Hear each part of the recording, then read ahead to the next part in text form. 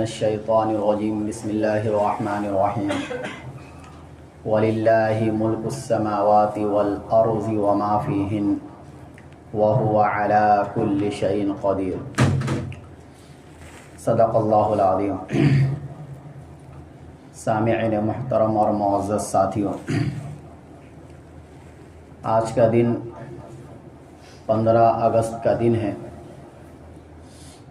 اور اس دن میں ہم اپنے ملک کی آزادی مناتے ہیں، لیکن بہت سے مسلمانوں کو یا بہت سے لوگوں کو معلوم ہی نہیں کہ آزادی کیا ہے، جنگ آزادی کیا ہے، ان میں قربانی دینے والے کون لوگ تھے، آخر اس جنگ کی ضرورت کیوں پڑی اور ہمارے ملک سے انگریزوں کو کیوں بھگایا گیا، اور وہ لوگ آئے کیوں کہ بھگانے کی ضرورت پڑی۔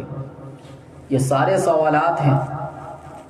جب انسان ان سوالوں کو سمجھے گا تو اسے پتہ چل جائے گا کہ انگریزوں کی اصل دشمنی مسلمانوں سے تھی اور اصل دشمنی اسلام سے تھی۔ تجارت کے آڑ میں، بزنس اور کاروبار کے آڑ میں عیسائیت کو پھیلانا تھا، مسلمانوں کو کرسچن بنانا تھا، یہ ان کا اصل مشن تھا۔ تاریخ اصل یوں ہے کہ جب ہمارے ملک میں اسلام آیا تو مسلمانوں نے صدیوں حکومت کی ہے اس ملک پر۔ 700-800 سال تک مسلمانوں کی بڑی مضبوط حکومت رہی ہے اس ملک پر، اور اس زمانے میں مسلمانوں نے اپنے ملک کو بہت ترقی دی ہر اعتبار سے، کیونکہ مسلمانوں نے اس ملک کو اپنا وطن سمجھا، اپنے محبت کی جگہ سمجھی، اور اسی وجہ سے اسلام کی بھی بڑی خدمات کی یہاں کے مسلمانوں نے، اور اس ملک کو بھی بہت آگے بڑھایا۔ ظاہر سی بات ہے، جب ملک بہت ترقی کر گیا، دنیا والوں کی نظریں اس ملک پر جمی کہ ہمیں کاروبار کے لیے وہاں جانا چاہیے۔ 15ویں صدی یہ وہ زمانہ ہے کہ جب مسلمانوں کے زوال کا زمانہ شروع ہوتا ہے اور عیسائیوں کے ترقی کا زمانہ شروع ہوتا ہے۔ یہ 15ویں صدی جو ہے یہ بیچ میں آڑ ہے کہ مسلمان آہستہ آہستہ کمزور ہوتے چلے گئے اور عیسائی پھر آہستہ آہستہ ترقی پر جا رہے تھے۔ اسی زمانے میں 16ویں صدی کے آغاز میں کچھ برطانوی اور یورپی ممالک کے تاجروں نے یہ سوچا کہ ہمیں اس ملک میں بھی اپنی قسمت کو آزمانا چاہیے، اور میں نے جیسا بتایا کہ ان کا اصل مشن شروع میں تو تجارت تھا، لیکن اس تجارت کے آڑ میں اس ملک سے مسلمانوں کو ختم کرنا اور عیسائیت کا پرچار کرنا تھا۔ جیسا کہ اندلس ہم اور آپ جانتے ہیں، اندلس ایک ملک ہے، آج بھی ہے، اور اس ملک پر مسلمانوں نے 800 سال تک حکومت کی، لیکن جب یہی انگریز اس ملک پر گئے اور وہاں کے لوگوں میں بیداری نہیں تھی، جس کا نتیجہ یہ ہوا کہ پورا کا پورا ملک کے اندلس جس پر 800 سال تک مسلمانوں نے حکومت کی تو پورا ملک کرسچن کا بن گیا۔ اور آج بھی وہاں ایک مسجد موجود ہے جس کو مسجد قرطبہ کہا جاتا ہے۔ یہ وہ مسجد ہے جس مسجد میں بیٹھ کر امام قرطبی رحمۃ اللہ علیہ نے تفسیر قرطبی لکھی تھی۔ بڑا تاریخی شہر ہے وہ، لیکن وہاں کی ایک ایک چیز کو بدل دیا گیا، جو نام تھے ان ناموں کو بھی بدل دیا گیا۔ وہی تاریخ دہرانے کے لیے انگریز اس ملک میں آئے تھے۔ 100 سال تک تو بڑی خاموشی سے ان لوگوں نے تجارت کی اور اپنی پکڑ بنائی۔ 17ویں صدی شروع ہوتی ہے اور 1707 میں عالمگیر رحمۃ اللہ علیہ کا انتقال ہوتا ہے، تو ان کے انتقال کے بعد جو حکومت تھی وہ کمزور ہوتی چلی گئی اور پورے ملک کی حکمرانی ختم ہو گئی۔ اب ایسا ہو گیا کہ ہر راج میں الگ الگ نواب بیٹھے ہوئے تھے اور وہ اپنے حساب سے چلانا چاہ رہے تھے۔ یہ کمزوری تھی ہماری، اور اس ملک میں مسلمانوں کی یہ کمزوری ہوئی، زوال کا یہ پہلا سبب شروع ہوا کہ ہم آپس میں ہی لڑنے لگ گئے۔ مان لیجئے ہمارے ملک میں کتنے راج تھے، ہر راج کے لوگوں نے یہ کہا کہ ہمیں چلانے کی مکمل آزادی ہونی چاہیے، یعنی ایک وہ حکمراں جو پورے ملک پر بیٹھا ہوا تھا وہ حکمرانی ختم ہو گئے اس کے بعد سے۔ اور جو تھے بھی کچھ نام ہیں جو تھے بھی تو وہ اس قدر مضبوط نہیں تھے کہ وہ اپنی حکومت کو پورے ملک پر جو ہے تھوپ سکے۔ ان کی بادشاہت کمزور پڑ گئی تھی، ان کی طاقتیں ختم ہو گئی تھی۔ اس کا فائدہ انگریزوں نے اٹھایا اور آہستہ آہستہ ایک ایک راج پر انہوں نے قبضہ کرنا شروع کیا، تجارت کی آڑ میں مسلمانوں کو بہکاتے، غیروں کو بہکاتے، اور اپنے یہاں نوکر اور ملازم رکھتے دوسروں کو۔ ظاہر سی بات ہے ان کی حیثیت پھر آقا کی ہو گئی تھی نا، اور جو اس ملک کے اصل باشندے تھے ان کی حیثیت نوکر چاکر کی ہو گئی تھی، تو پھر ان کی عزت ہی کیا رہے گی ان لوگوں کی نظر میں۔ اسی طریقے سے یہ سلسلہ چلتا رہا۔ 1731 میں چند ناموں پر آپ ضرور توجہ دیجئے گا، یہ نام سننے کو نہیں ملتے ہیں آزادی کے فہرست میں۔ جب جنگ آزادی کی تاریخ بتائی جاتی ہے تو کچھ نام تو سننے کو بار بار آپ کو ملے گا، لیکن کچھ وہ نام جن سے آزادی کی لڑائی کا آغاز ہوا ہے، اگر وہ نہ ہوتے تو یہاں تک ہم نہ پہنچتے، ان کا نام ہم کبھی سنتے نہیں ہیں۔ 1731 میں حضرت شاہ ولی اللہ محدث دہلوی رحمۃ اللہ علیہ، ہندوستان کے سب سے بڑے محدث اور بڑی بڑی کتابوں کے مصنف، جنہوں نے ہندوستان میں علم حدیث کو لایا تھا، اتنا اونچا مقام تھا ان کا۔ یہ مکہ گئے ہوئے تھے عمرہ کرنے یا حج کرنے، وہاں انہوں نے خواب دیکھا، مکہ کے اندر ہی خواب یہ دیکھا کہ اللہ تعالیٰ تم سے ہندوستان کے اندر بڑا کام لے گا، انقلاب والا کام لے گا جس سے حالات بدلیں گے۔ یہ وہ خواب تھا جس کی بنیاد پر ان کے ذہنوں میں ایک فکر لاحق ہو گئی کہ ہمارے ملک میں جو انگریز آئے ہیں ان کی نیت اچھی نہیں ہے۔ یہ پھر فکر کہاں سے لاحق ہوئی؟ جو انہوں نے مکہ میں جا کر جو خواب دیکھے تھے اس خواب کے نتیجے میں جب وہ دوبارہ پھر ہندوستان آئے تو لوگوں کو انہوں نے بیدار کیا، لیکن ان کی عمر زیادہ نہیں ہوئی اس کے بعد، اور ان کے بیٹے حضرت شاہ عبد العزیز محدث دہلوی رحمۃ اللہ علیہ نے ان کی جگہ پر اس مسند کو انہوں نے سنبھالا۔ حالانکہ ان کی عمر زیادہ نہیں تھی، 17 سال تھی اس وقت، لیکن پھر بھی انہوں نے اس مسند کو سنبھالا۔ تو پہلی فکر جو جن کو لاحق ہوئی ہے اس ملک کے لیے، ان کا نام کیا تھا؟ شاہ ولی اللہ محدث دہلوی رحمۃ اللہ علیہ۔ اس نام کو یاد کرنا چاہیے، اور اس نام کے اوپر آپ کو جو کتاب ملے ان کتابوں کا مطالعہ کرنا چاہیے کہ آخر اس ملک کی ترقی میں ان کا کیا مقام تھا، اور خصوصاً مسلمانوں کے لیے جو انہوں نے قربانیاں دی، جو بڑی بڑی کتابیں لکھی ہیں جن کا ہم تصور بھی نہیں کر سکتے۔ خیر یہ سلسلہ آگے چلتا رہا۔ سن 1754 میں بنگال کے اندر علی وردی خان جو نواب سراج الدولہ کے نانا تھے اور یہ نواسے تھے، سن 1754 میں انہوں نے لڑائی لڑی ہے اور انہوں نے فتح حاصل کی ہے۔ پھر سن 1757، دیکھو تاریخ کہاں سے شروع ہو رہی ہے، حالانکہ ہمیں اور آپ کو جو تاریخ بتائی جاتی ہے وہ 1857 سے بتائی جاتی ہے، لیکن 1857 کا زمانہ 100 سال کے بعد ہے، اس سے 100 سال پہلے سے آزادی کی تاریخ شروع ہو جاتی ہے۔ 1757 میں نواب سراج الدولہ انگریزوں سے لڑتے ہیں، لیکن اس وقت ان کے جو ماموں تھے یا پھوپھا لگتے تھے میر جعفر، انہوں نے غداری کی، یہ نام بھی آپ تاریخ میں سنے ہوں گے۔ انہوں نے غداری کی، چونکہ یہ فوج کا سپہ سالار تھا تو ساری فوج بکی ہوئی تھی انگریزوں کے ہاتھ میں۔ انگریز کی فوج تقریباً 13,000 تھی اور ان کی فوج 70,000 تھی. 70,000 کا 13,000 سے کوئی مقابلہ ہے؟ لیکن جب غدار لوگ اور منافق لوگ آپ کی جماعت میں شامل ہو جائے تو آپ لاکھوں کی تعداد لے کر بھی جائیں گے تو کوئی فائدہ ہونے والا نہیں ہے. یہی کام ہوا. میر جعفر کی غداری کی وجہ سے نواب سراج الدولہ شہید ہو گئے، بغیر لڑے ہوئے وہ شہید ہو گئے. اور اس کے نتیجے میں انگریز نے اس کو بنگال کا نواب بنا دیا. یہ تحفہ ملا ان کو غداری کرنے کا. یہ سلسلہ آگے بڑھا.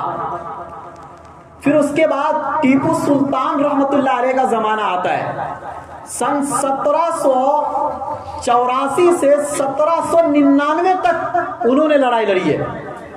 اور یہ اتنے باروب آدمی تھے، اللہ والے آدمی تھے، نیک صفت انسان تھے. انگریز اتنا ڈرتا تھا کہ انگریز اپنے بچے کو جب سلاتے تھے تو ان کا نام لے کر سلاتے تھے بچوں کو. سوچو یہ زمانہ تھا. اور جب وہ 1799 میں ان کی شہادت ہوئی ہے تو ان کے لاش کے پاس بھی کوئی نہیں جا رہا تھا. انگریز اتنا ڈر تھا. اور اسی وقت انگریز نے یہ اعلان کیا تھا کہ ٹیپو سلطان رحمت اللہ علیہ کی شہادت کے بعد اب یہ ملک ہمارا ہو گیا. یہ وہ دور تھا. ان کا روب اتنا زیادہ تھا کہ وہ اعلان نہیں کر پا رہے تھے کہ ملک ہمارا ہے. ان کی شہادت کے بعد اعلان ہوا. پھر 1803 میں دہلی پر قبضہ ہوتا ہے. اور جب دلی پر قبضہ ہوا تو انہوں نے اعلان کیا کہ خلق خدا کی، یعنی جو مخلوق ہے، ہم تو مخلوق ہیں تو یہ سارے مخلوق خدا کے ہیں، یہ اعلان. اور حکم کمپنی بہادر کا اور ملک بادشاہ سلامت کا. یعنی ملک تو بادشاہ سلامت کا رہے گا. بہادر شاہ ظفر جو آخری کڑی تھے مغلیہ حکومت کے، حکومت جو ہے بادشاہ سلامت کا، لیکن حکم کس کا چلے گا؟ East India company. یہی کمپنی جو ہے پورے ملک میں پھیلی تھی، اسی نام سے. اس کمپنی کا پورے ملک پر حکم چلے گا. ہم جو چاہیں گے وہ ہوگا. یعنی بادشاہ کے رہتے ہوئے بھی بادشاہ اپنا فیصلہ نہیں کر سکتا ہے. جب یہ اعلان ہوا تو وہی شاہ ولی اللہ محدث دہلوی رحمت اللہ علیہ کے بیٹے شاہ عبد العزیز محدث دہلوی رحمت اللہ علیہ نے ہندوستان کے غلام ہونے کا فتویٰ دیا اور دارالحرب ہونے کا فتویٰ دیا. اور یہ کہا کہ تمام ہندوستانی پر فرض ہو گیا ہے جہاد کرنا. یہ فتویٰ سب سے پہلے کس نے دیا؟ 1803 میں شاہ عبد العزیز محدث دہلوی رحمت اللہ علیہ. اگر یہ فتویٰ نہ ہوتا تو حقیقت میں ہم آج غلام ہی ہوتے یا یہ ملک انگریزوں کا ہوتا. یہ فتویٰ سب سے پہلا اثر کیا شاہ عبد العزیز محدث دہلوی رحمت اللہ علیہ کا. اور یہ فتویٰ کے سنتے ہی چاہے علماء ہو اور چاہے عوام ہو، سب میں بیداری کی لہر جاگ اٹھی. اور سب لوگوں نے یہ محسوس کر لیا کہ اب یہ آزادی کی لڑائی لڑنی پڑے گی. آہستہ آہستہ یہ بات سب کے رگ و ریشے میں بہتی جا رہی تھی. کیونکہ کسی بھی ملک میں انقلاب لانے کے لیے تھوڑا ٹائم لگتا ہے. انقلاب 1-2 دن کا کام نہیں ہے. برباد کرنا، ویران کرنا یہ 1-2 دن میں ہو جاتا ہے. لیکن کسی ملک کو یا کسی قوم کو ترقی یافتہ بنانے میں صدیاں لگ جاتی ہے. اب بڑی بڑی قربانیاں دینی پڑتی ہے. یہ تاریخ کو آپ یاد رکھیے، کیونکہ یہی تاریخ انشاءاللہ فلسطین میں بھی آئے گی. کبھی بھی مایوسی کا دامن پکڑ کے نہیں رکھنا چاہیے. اللہ تعالیٰ کے یہاں مایوسی کفر ہے، اس لیے اللہ تعالیٰ سے امید بنا کر رکھے. 1813 میں غالباً یا 1831 میں بالا کوٹ کے اندر ہمارے علماء نے انگریزوں سے لڑائی لڑی. شاہ اسماعیل شہید رحمت اللہ علیہ، سید احمد شہید رحمت اللہ علیہ، یہ دونوں نام آتے ہیں 1813 کے اندر جو بالا کوٹ کے اندر یہ لڑائی لڑی گئی انگریزوں سے. اب انگریز چونکہ وہ حکومت مسلمانوں سے چھینے تھے تو درد بھی مسلمانوں کو تھا اور ان کی اصل دشمنی بھی مسلمانوں سے تھی. جب یہ فتویٰ آتا ہے تو مسلمانوں کی دشمنی ان کے ذہنوں میں بیٹھ جاتی ہے. اور اس قدر بیٹھتی ہے اتنا ظلم و ستم مسلمانوں پر کہ انہوں نے مسلمانوں کو غلام بنانا شروع کیا، عورتوں کو باندی بنایا تاکہ ان سے جو بچے پیدا ہو وہ عیسائی بچے پیدا ہو، مدرسوں کو توڑ دیا، مسجدوں کو توڑ دیا، جو نواب قسم کے لوگ تھے ان کے گھروں کو ان کے سامنے توڑا گیا، گھروں کو جلایا گیا۔ یہ ساری قربانیاں مسلمانوں نے دی ہے۔ اب وقت آتا ہے 1857، لوگ یہاں سے تاریخ بیان کرتے ہیں جنگ آزادی کی، حالانکہ یہ بات غلط ہے اور جھوٹ ہے۔ جنگ آزادی شروع ہو چکی تھی شاہ عبد ولی اللہ محدث دہلوی رحمۃ اللہ علیہ کے خواب سے، اور اگر مستقل لڑائی آپ مانتے ہیں تو کم سے کم نواب سراج الدولہ جو 1757 میں لڑی تھی، یہ وہاں سے آغاز ہوتا ہے 100 سال پہلے سے، اور اس کے بعد پھر 1857 کا وقت آتا ہے جب دہلی، آگرہ، لکھنؤ اور میرٹھ ان جیسے علاقوں کے اندر یہ جنگ 1857 میں لڑی گئی۔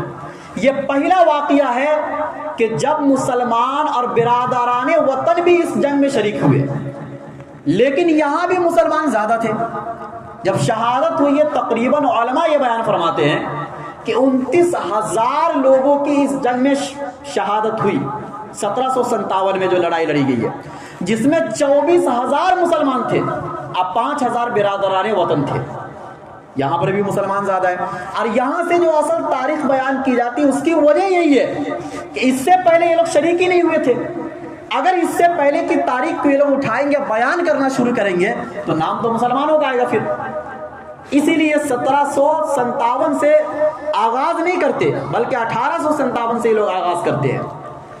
اب اس کے بعد جب اس لڑائی کو انگریز جو ہے غدر کی لڑائی، دھوکے کی لڑائی، کہ دھوکہ ہے یہ، جس کی وجہ سے دشمنی اور ان کے ذہنوں میں بیٹھ گئی، اور مسلمانوں نے اس لڑائی کو انقلاب زندہ باد کے نعرے سے لڑی کہ اب انقلاب لانا ہے، اب بہت ہو گیا۔ چنانچہ دشمنی بہت بڑھتی چلی گئی۔ سن 1861 میں 3 لاکھ قرآن جلائے گئے۔ کتنے قرآن؟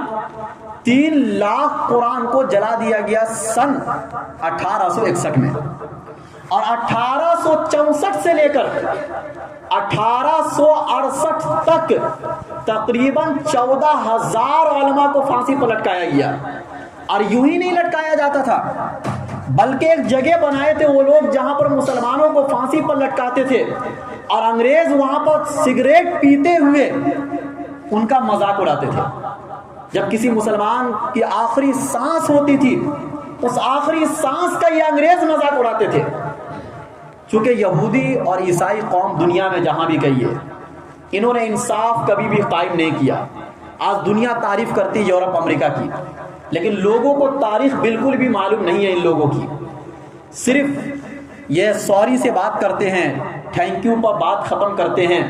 ہمیں ایسا لگتا ہے ان کے اخلاق بہت اچھے ہیں، لیکن ان کا دل بہت گندا ہے۔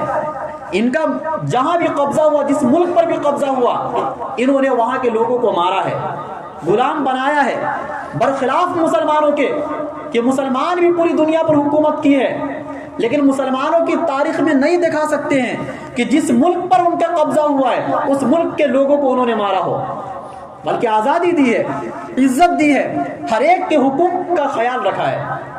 چنانچہ یہ مسلمان کی یہ تاریخ ہے۔ توپ کے سامنے لایا جاتا تھا مسلمانوں کو اور زندہ ان کو اڑا دیا جاتا تھا۔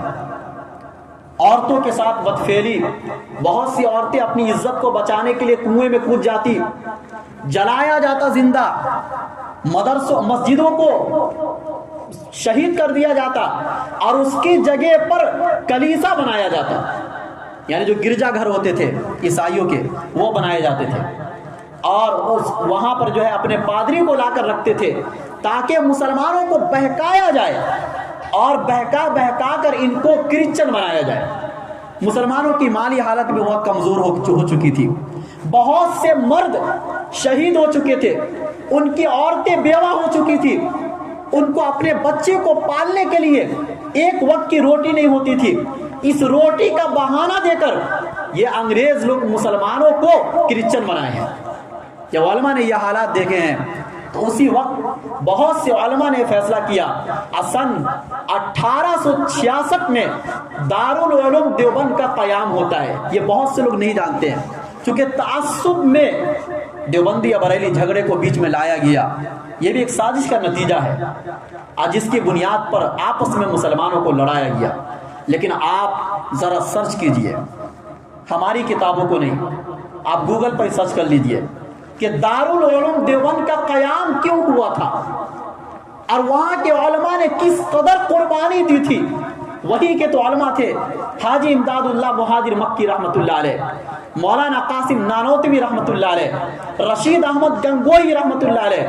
ان لوگوں کو زبردستی بدنام کیا گیا ہے, ورنہ ان لوگوں نے جیلوں کی زندگی گزاری ہے. انگریزوں نے ان کو جیلوں میں ڈالا تھا. رشید احمد گنگوئی رحمۃ اللہ علیہ کو جیلوں میں ڈالا تھا. حضرت شیخ الہند رحمۃ اللہ علیہ جو اس دارالعلوم دیوبند کے سب سے پہلے شاگرد تھے, انہوں نے مالٹا کی جیل میں 3 سال انہوں نے زندگی گزاری ہے. ذرا اس تاریخ کو آپ انگریزوں سے پوچھ کر آئیے. اس لیے آپس میں بالکل بھی مت لڑیے. جو مولانا جو عالم آپ کو آپس میں دیوبندی بریلی کے نام پر لڑاتے ہیں, ایسے لوگوں کا بائیکاٹ کیجیے, چاہے میں ہوں چاہے کوئی بھی ہو, کیونکہ یہ سب ایک سازش کا نتیجہ ہے جو مسلمانوں کو آپس میں لڑوایا گیا ہے تاکہ یہ آپس میں مضبوط نہ ہو سکے, یہ ایک نہ ہو سکے. اختلافات تو ہمیشہ سے رہے ہیں, صحابہ کے زمانے سے اختلافات رہے ہیں, مسائل کا اختلاف ہمیشہ رہا ہے, قیامت تک رہے گا. لیکن کیا ان اختلافات کے پیش نظر صحابہ نے اتحاد کو چھوڑا تھا؟ حضرت علی حضرت امیر معاویہ میں باضابطہ لڑائی ہوتی ہے, لیکن کیا ان لوگوں نے اسلام کا دامن چھوڑا تھا یا آپس میں فرقہ بنائے تھے وہ لوگ؟ ایسا کبھی سنیں؟ اختلافات ہوتے ہیں آپس میں جب رہیں گے, ظاہر سی بات ہے کچھ عقیدت ہوتی ہے, کچھ اختلافات بڑھتے ہیں, لیکن اس اختلافات کی وجہ سے آپ کے اسلام کو نقصان نہیں پہنچنا چاہیے. جب بات آئے گی اسلام کی ہم سب ایک ہو جائیں گے, یہ ہمارے اندر یہ جذبہ ہونا چاہیے. چنانچہ یہ لڑائی آگے بڑھتی ہے. 1883 کے اندر کانگریس کا قیام عمل میں آتا ہے. اس سے پہلے اس کا وجود بھی نہیں. گاندھی جی کی پیدائش 1869 میں ہوتی ہے, یہ سبھی جانتے ہیں. اس سے پہلے ان کا وجود نہیں تھا. اس سے پہلے ہمارے علماء نے قربانی دی ہے, لیکن نام کن کا آ رہا ہے. یہ لڑائی آگے بڑھتے بڑھتے 1912 کے اندر تحریک ریشمی رومال, یہ بہت بڑی تحریک کہی جاتی ہے ہمارے ملک کی آزادی کے لیے. یہ تحریک ریشمی رومال کے اصل بانی حضرت شیخ الہند رحمۃ اللہ علیہ تھے, لیکن وہ کامیاب نہ ہو سکے. اسی بنیاد پر تو ان کو جیل میں ڈالا گیا تھا. مالٹا کے جیل میں جو 3 سال انہوں نے قید کی زندگی گزاری, اور جس طریقے سے ان کو پریشان کیا گیا تھا, ان کے جسم پر گوشت نہیں تھا. جب ان کا انتقال ہوا ان کو نہلایا جا رہا تھا تو دیکھا گیا کہ ان کے جسم پر گوشت نہیں تھا. اتنا مارا گیا تھا جیل کے اندر, اتنی تکلیفیں دی گئی تھی. اور ہم اور آپ دیوبندی بریلی بول کر ان کے نام کو خارج کر دیتے ہیں, جس کا نتیجہ ہے کہ غیروں نے اس کا فائدہ اٹھایا اور وہ اپنے لوگوں کا نام تو لیتے جنگ آزادی میں, لیکن ہم اور آپ نہیں لیتے ہیں. کیوں لیں گے ہم آپ؟ کیونکہ ہم تو تعصب میں جی رہے ہیں نا. ہم تو اسی چیز میں جی رہے ہیں کہ یہ ان کے علماء تھے, یہ ان کے علماء تھے, یہ ان کے علماء تھے. بھائی قربانی جنہوں نے بھی دی, وہ چاہے جس کے بھی علماء ہو, آپ اس کا نام لوگے تو نام اسلام کا ہوگا. غیر آپ سے دشمنی فرقے کی بنیاد پر نہیں کرتا ہے, غیر آپ سے دشمنی مسلمان ہونے کی بنیاد پر کرتا ہے. تو ہم اور آپ مسلمان ہونے کی بنیاد پر اپنے علماء کو کیوں بانٹ رہے ہیں؟ جنہوں نے بھی قربانی دی آپ اس کا نام لیجئے. حضرت شیخ الہند رحمۃ اللہ علیہ کو سن 1917 میں مدینہ منورہ سے گرفتار کیا گیا تھا, کیونکہ وہ زمانہ تھا کہ جب خلافت عثمانیہ بھی گرتی جا رہی تھی. جیسا کہ میں نے پچھلے ہفتے فلسطین کے اوپر مکمل تاریخی بیان کیا تھا, اور یہ بیان انشاءاللہ آگے بھی جاری رہے گا. اس میں نے بتایا تھا کہ دنیا کی پہلی جنگ عظیم 1914 سے 1918 تک لڑی گئی. اسی زمانے میں خلافت عثمانیہ کا خاتمہ بھی ہو رہا تھا, اور آہستہ آہستہ یہ کمزور پڑ رہے تھے. اور مکہ اور مدینہ جیسے شہر میں بھی غدار جیسے لوگ بیٹھے ہوئے تھے. کیسے لوگ چونکہ ان لوگوں کو بیٹھائے بغیر اس حکومت کو گرانا آسان نہیں تھا. اور انہی لوگوں کی غداری کی وجہ سے حضرت شیخ الہند رحمۃ اللہ علیہ دنیا کا دورہ کر رہے تھے اپنے ملک کی طرف لوگوں کو متوجہ کرنے کے لیے، لیکن وہاں کے گورنر نے انگریزوں سے ملاقات کر کے ان کو گرفتار کروایا اور 3 سال تک جیل میں رہے۔ سن 1920 میں وہ جیل سے رہا ہوتے ہیں، اور اسی دوران انہوں نے فتویٰ دیا تھا ترک موالات کا۔ یہ فتویٰ بھی علماء دیوبند نے دیا تھا، ترک موالات یعنی انگریزوں سے دشمنی، ان سے بالکل بھی کوئی تعلق نہیں رکھنا چاہیے، تعلق حرام انگریزوں سے، یہ فتویٰ دیا گیا۔ اور 1930 میں اب باری آتی ہے گاندھی جی کی کہ جنہوں نے چند تحریکیں چلائی، جیسے مشہور ہے نمک آندولن تحریک۔ اور یہ تحریکیں اس لیے تھی کہ ملک میں مہنگائی بڑھتی جا رہی تھی، ہر چیز پر ٹیکس، ہم اس ملک کے اصل باشندے، ہمارا جینا مشکل ہو گیا تھا، تو یہ تحریکیں چلی۔ اور 1942 کے اندر یہ تحریک چلی ہندوستان چھوڑو، یہ تحریک چلی، اور یہ چلتے چلتے 1947 تک آیا، اور پھر ہمارا ملک آزاد ہوا۔ لیکن اس آزادی میں انگریز اپنا فائدہ کر کے گیا کہ اس ملک کو 2 حصوں میں تقسیم کر دیا۔ یہ تقسیم بھی کیوں کیا؟ اس کے پیچھے کی وجہ کو جانتے ہیں کہ تاکہ مسلمان اس ملک میں اکثریت میں نہ رہے اور دوبارہ ان کی حکومت نہ آئے۔ یہ ان کی اصل سازش تھی۔ وہ جاتے جاتے مذہبی ترکہ لگا کر، مذہبی نعرے لگا کر کہ مسلمانوں کو بھی جینے کا حق ملنا چاہیے، مسلمانوں کو بھی آزادی ملنی چاہیے، اس نام پر ان کو ایک وطن دیا گیا، ایک ملک دیا گیا، اور ہمیں مکمل دونوں طرف سے کمزور کر دیا گیا۔ یہ کمزور کیا گیا ہے، اس لیے اس تاریخ کو جاننے کی ضرورت ہے۔ تو تاریخ جنگ آزادی جو ہے، یہ جو لڑی گئی ہے، یہ کوئی ایسی امانت نہیں، تحفہ نہیں ہے کہ ہمیں بہت آسانی سے مل گیا، بلکہ اس کے پیچھے صدیاں قربانی دی گئی۔ ہمارے مسلمانوں نے قربانی دی، مسجدوں کی قربانی دی گئی، مدرسوں کی قربانی دی گئی، علماء کی قربانی دی گئی، جانوں کا نذرانہ پیش کیا گیا، تب جا کے یہ ملک آزاد ہوا ہے۔ اگر آپ دیکھیں گے تو اس ملک کی آزادی سے ہمیں کوئی فائدہ نہیں ملا ہے۔ آپ اندازہ لگائیے یہ ملک آزاد کیوں ہوا تھا، اور ہمارے علماء نے آزاد کیوں کرایا تھا؟ حکومت کے لیے نہیں، ان کے دلوں میں حکومت کی لالچ، اب بادشاہت کی لالچ نہیں تھی، ان کے دلوں میں ایک ہی جذبہ تھا کہ تاکہ اس ملک میں مسلمان آزادی سے اپنے مذہب پر عمل کر سکے۔ یہ ہمارے علماء کا جذبہ تھا کہ آزادی کے ساتھ ہمیں مسجدوں میں مکمل آزادی ہونی چاہیے، ہمیں مدرسوں میں جو بھی کتاب پڑھائے ان کتابوں کے پڑھانے میں مکمل آزادی ہونی چاہیے۔ لیکن کیا یہ آزادی آج ہمیں نظر آتی ہے؟ جو حالات جنگ آزادی سے پہلے مسلمانوں کے تھے، بالکل وہی حالات اس ملک میں آج ہمارے بنا دیے گئے۔ ہمارا وجود اس ملک میں گناہ بنا دیا گیا۔ کیا بنا دیا گیا؟ گناہ بنا دیا گیا۔ لیکن آپ یاد رکھیں، مسلمان وہ قوم ہے کہ جن کی تاریخ بھری ہوئی ہے۔ جب کبھی بھی ان قوموں کو کسی نے غلام بنانے کی کوشش کی ہے، مسلمان غلامی کو زیادہ دنوں تک برداشت نہیں کرتا ہے۔ یہ مسلمانوں کی تاریخ رہی ہے، چاہے وہ سب کچھ کی قربانی دے دے، وہ ختم ہو جائے، ان کا شہر ویران ہو جائے، لیکن مسلمان غلامی کو برداشت نہیں کرتا ہے۔ اور آج جو ملک غلام بنے ہوئے ہیں، وہاں کے عوام غلام نہیں ہے، حکمراں غلام ہے۔ حکمراں کی غلامی کی وجہ سے چند سالوں تک عوام بھی ان کا ساتھ دیتے ہیں، لیکن بہت دنوں تک یہ سلسلہ چلتا نہیں ہے۔ ہر زمانے میں مسلمانوں نے اپنی آزادی کی لڑائی لڑی ہے، اور جس ملک میں بھی ان کو غلام بنانے کی کوشش کی گئی ہے، ہمیشہ مسلمانوں نے اس ملک سے بھگانے کا ان کو ارادہ کیا۔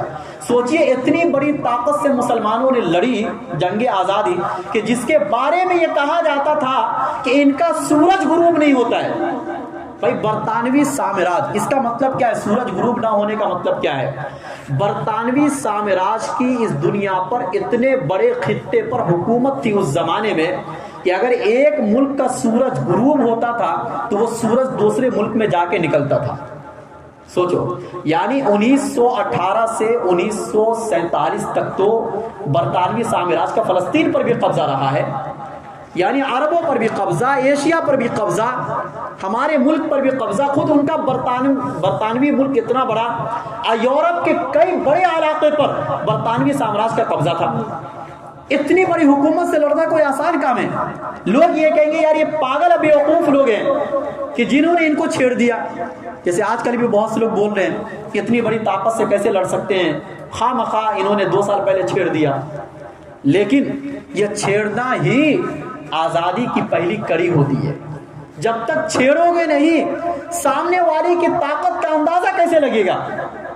کیونکہ وہ تو ظاہراً طاقتور ہیں، دلوں سے بہت کمزور ہوتے یہ لوگ. قرآن نے اس چیز کو نقل کیا ہے نا کہ تم ان کو سمجھتے ہو کہ وہ ایک ہیں، حالانکہ وہ بہت کمزور ہے. یہ تو مکڑی کے جالے سے بھی زیادہ کمزور ہے. تو جب تک مقابلے پر نہیں آؤ گے یہ کتنے کمزور ہیں اس کا اندازہ آپ کو نہیں ہوگا. جن کے دلوں میں ایمان نہیں ہوتا ہے ان میں لڑنے کی طاقت نہیں ہوتی ہے. یہ جذبہ تو ہمیں اسلام نے پیدا کیا کہ تم اگر اپنے دین کے لیے بھی لڑو گے تو بھی شہید، تم اپنے مال کی حفاظت کے لیے لڑو گے تو بھی شہید، تم اپنی عزت و آبرو کی حفاظت کے لیے لڑو گے تو بھی شہید، اور تم اگر اپنے وطن کے لیے لڑو گے تو بھی شہید. یہ جذبہ تو اسلام نے ہمیں دیا تھا. اور شہادت کا کتنا بڑا مقام و مرتبہ ہے یہ ہر مسلمان جانتا ہے. اللہ تعالی ہم سب کو بھی اس ملک کی آزادی جس مقصد کے لیے لڑی گئی تھی اس مقصد کو دوبارہ حاصل کرنے والا بنائے. اور ہم اپنے گھروں پر جب جائیں تو ہم اپنے بچوں کو اور جن سے بھی آپ کی ملاقات ہو آپ ان کے سامنے آج کے دن آزادی کی تاریخ کو دہرائیے اور یہ بتائیے کہ اسکول کے اندر جو پڑھایا جاتا ہے وہ جھوٹ پڑھایا جاتا ہے. جنگ آزادی کی اصل تاریخ 1757 سے شروع ہوتی ہے، نہ کہ 1857 سے. یہ جھوٹ ہے اور سب سے زیادہ مسلمانوں نے قربانی دی تھی، لیکن ان پر طرح طرح کا اعتراض اس لیے کیا جاتا ہے تاکہ یہ دوبارہ دعویٰ نہ کر سکے. کیونکہ یہ دعویٰ کرنے والے اگر مسلمان بن گئے تو پھر تو ملک اپنا ہے. اسی لیے ہم اپنے بچوں کو سمجھائے، اپنے گھروں میں بیٹھا کر ان سے باتیں کریں اور انہیں بتائے کہ اصل تاریخ کیا ہے، اور ان کو ان کتابوں کا مطالعہ کروائے جن کتابوں میں یہ تاریخ لکھی گئی ہے. اللہ تعالی ہم سب کو کہنے سننے سے عمل کرنے کی توفیق نصیب فرمائے.